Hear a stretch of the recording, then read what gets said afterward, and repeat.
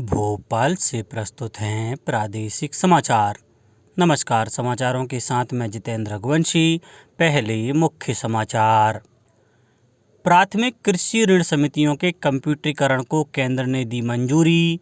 त्रिस्तरीय पंचायत और नगरीय निकाय निर्वाचन के बारे में चुनाव ऐप से ली जा सकेगी जानकारी। और राज्य में गर्भावस्था के दौरान स्वास्थ्य सेवाओं में जांच कराने वाली महिलाओं की संख्या उल्लेखनीय रूप से बढ़ी। अब समाचार विस्तार से। केंद्रीय मंत्रिमंडल ने प्राथमिक कृषि ऋण समितियों के कंप्यूटरीकरण को मंजूरी दे दी है। सूचना और प्रसारण मंत्री अनुराग ठाकुर ने नई दिल्ली में संवाददाताओं को बताया कि 63,000 कार्यरत समितियों का कंप्यूटरीकरण किया जाएगा। इस पर 2,516 करोड़ रुपए खर्च होंगे। इससे 13 करोड़ किसानों को लाभ होगा। मंत्रिमंडल ने स्वदेश में उत्पादित क्रूड ऑयल की बिक्री को नियंत्रण मुक्ति करने को भी मंजूरी दे दी है। अनुराग ठाकुर ने बताया कि इससे सभी उत्पादक कंपनियों के लिए अन्वेषण और विपणन स्वतंत्रता निश्चित होगी। नगरीय निकाय एवं त्रिस्तरीय पंचायतों के आम निर्वाचन वर्ष 2022 के लिए मतदाता एवं अभ्यर्थियों की सुविधा हेतु चुनाव मोबाइल ऐप को अद्यतन किया गया है।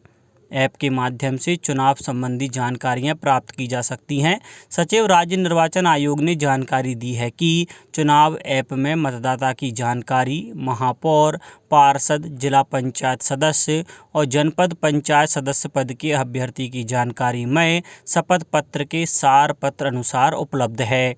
ऐप में महापौर, पार्षद, जिला पंचायत सदस्य और जनपद पंचायत सदस्य के निर्वाचन परिणाम भी मिलेंगे। भारत के अगले उपराष्ट्रपति का चुनाव 6 अगस्त को होगा।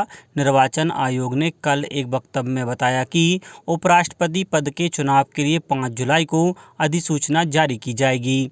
19 जुलाई तक नामांकन पत्र भरे जा सकते हैं। 20 जुलाई को नामांकन पत्रों की जांच होगी। उपराष्ट्रपति एम वेंकैया नायडू का कार्यकाल 10 अगस्त को समाप्त हो रहा है। महाराष्ट्र में राज्यपाल भगत सिंह कोश्यारी के मुख्यमंत्री उद्धव ठाकरे के नेतृत्व वाली महाविकास अघाड़ी सरकार को सदन में बहुमत साबित करने के आदेश के बाद अब शक्ति परीक्षण का समय नजदीक आता जा रहा है।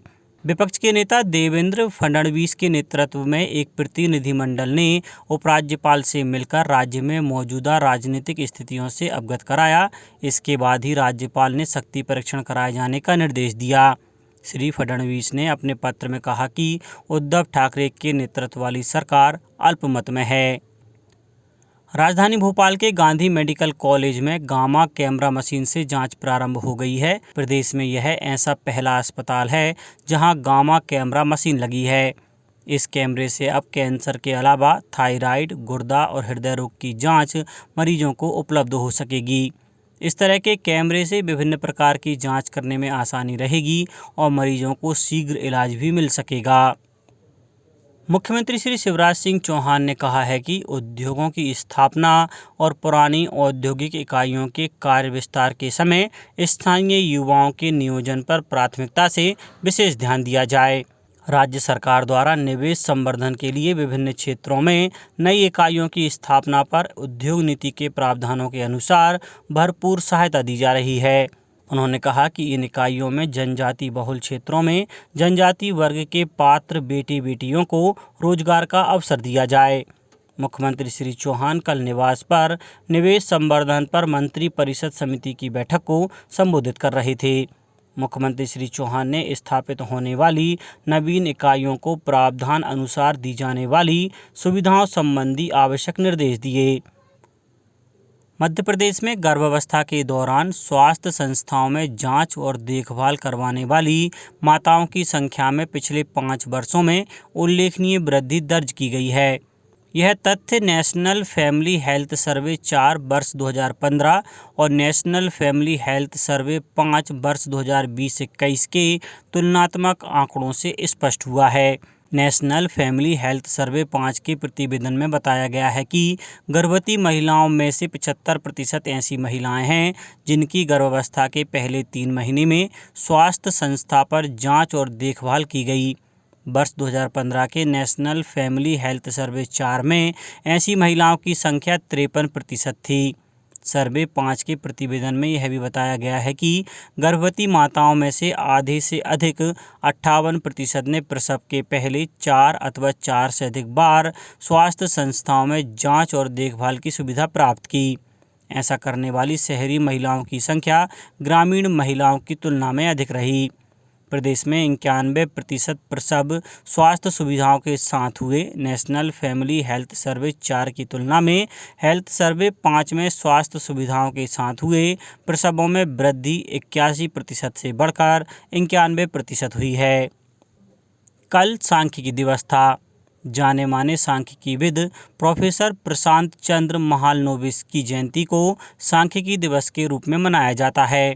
इस अवसर पर आयोजित एक कार्यक्रम को संबोधित करते हुए केंद्रीय सांख्यिकी और कार्यक्रम कार्यान्वयन मंत्री राव इंद्रजीत सिंह ने सांख्यिकी विज्ञान के क्षेत्र में भारत की सफलताओं पर प्रकाश डाला। श्री राव ने कहा कि सांख्यिकी विज्ञान सतत विकास के लिए नीतियां तैयार करने और निर्णय लेने में मदद करता है। PV Sindhu Malaysia open badminton प्रतियोगिता के प्री क्वार्टर फाइनल में पहुंच गई हैं। कुआलालंपुर में कल सिंधु ने थाईलैंड की पोर्नपावी चोचुबोंग को 21-13, 21-17 से हरा दिया। हालांकि साइना नेहवाल पहले दौर में अमेरिका की आइरिस बोंग से 11-21, 17-21 से हार गई। पुरुष सिंगल्स में पारुपल्ली कश्यप दक्षिण कोरिया के हीहो क्वांग ही को 21-12, 21-17 से हराकर दूसरे दौर में पहुंच गए हैं। सुमित रेड्डी और अश्विनी पोनप्पा की जोड़ी को नीदरलैंड की रॉबिन तवेलिंग और सेलेना पाइक की जोड़ी ने 15-21, 21-19, 17-21 से हराया। अब बात मौसम की। मध्य प्रदेश में पिछले 2 दिन से कहीं कहीं हल्की से मध्यम बारिश हो रही है। बुधवार से मानसून और सक्रिय हो गया है। राजस्थान से मध्य प्रदेश होते हुए उड़ीसा तक बन रहे सिस्टम के कारण मध्य प्रदेश में मानसून की फिर से बारिश शुरू हो गई है। इसके लिए अरब सागर से लगातार नमी मिल रही है। प्रदेश के 14 जिलों में मध्यम से भारी बारिश का अलर्ट मौसम विभाग ने जारी किया है। मौसम विभाग ने जबलपुर में भारी बारिश का अलर्ट जारी किया है। सागर, दमोह, गुना, खजुराहो और नौगांव में आधा इंच तक पानी गिरा। खंडवा, राजगढ़, छिंदवाड़ा और सतना में भी कहीं कहीं बारिश हुई। भोपाल और इंदौर में दिन भर बादल आते जाते रहे।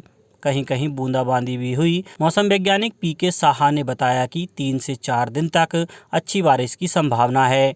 इससे मध्य प्रदेश में मानसून भी सेट हो जाएगा। अब कुछ समाचार संक्षेप में। केंद्र सरकार ने अटॉर्नी जनरल और सरकार के मुख्य कानूनी सलाहकार के वेणुगोपाल का कार्यकाल और 3 महीने के लिए बढ़ा दिया है। मुख्यमंत्री शिवराज सिंह चौहान ने छतरपुर में बोरवेल में बच्चे के गिरने की घटना पर चिंता व्यक्त करते हुए बचाव एवं राहत कार्य तुरंत और गंभीरता से जारी करने के निर्देश दिए हैं। नर्मदापुरम जिला कलेक्टर ने जिले के किसी भी क्षेत्र से मलेरिया और अन्य वर्षा जनित बीमारियों की सूचना मिलने पर त्वरित कार्रवाई करने के निर्देश दिए हैं। जबलपुर में पश्चिम मध्य रेलवे के 2 राजपत्रित अधिकारियों सहित 29 रेल कर्मियों समेत 86 लोगों को जबलपुर जोन में आयोजित एक कार्यक्रम में सम्मानित किया गया। मंदसौर जिले में त्रिस्तरीय पंचायत निर्वाचन के लिए मतदाता जागरूकता रथ को हरी झंडी दिखाकर रवाना किया। यह रथ जिले के गांव-गांव में घूमकर मतदाता को जागरूक करेगा। झाबुआ में डेंगू, मलेरिया जैसे रोगों पर नियंत्रण और अन्य मौसमी बीमारियों के प्रसार की रोकथाम की कार्ययोजना बनाने के संबंध में 1 दिवसीय कार्यशाला का आयोजन किया गया। सतना जिले में द्वितीय चरण में 3 विकास खंडों की 224 ग्राम पंचायतों के 799 मतदान केंद्रों पर मतदान किया जाएगा। खंडवा में न्यायालय परिसर में स्वैच्छिक रक्तदान शिविर का आयोजन किया गया। गुना जिले में 1 जून से अब तक 117.2 मिलीमीटर औसत वर्षा दर्ज की गई है। शिवपुरी जिले में कलेक्टर अक्षय कुमार सिंह की अध्यक्षता में राष्ट्रीय वेक्टर जनित रोग नियंत्रण कार्यक्रम के अंतर्गत जिला task force for malaria elimination committee का गठन किया गया है। और अशोकनगर में 6 जुलाई को होने वाले मतदान हेतु मतदाताओं को जागरूक करने के लिए कल नगर पालिका द्वारा मतदाता जागरूकता रैली निकाली गई। अंत में मुख्य समाचार एक बार फिर। प्राथमिक कृषि ऋण समितियों के कंप्यूटरीकरण को केंद्र ने दी मंजूरी। त्रिस्तरीय पंचायत और नगरीय निकाय निर्वाचन के बारे में चुनाव ऐप से ली जा सकेगी जानकारी। और राज्य में गर्भावस्था के दौरान स्वास्थ्य सेवाओं में जांच कराने वाली महिलाओं की संख्या उल्लेखनीय रूप से बढ़ी। इस बुलेटिन में इतना ही। घर पर रहिए, सुरक्षित रहिए और सुनते रहिए प्रादेशिक समाचार। नमस्कार।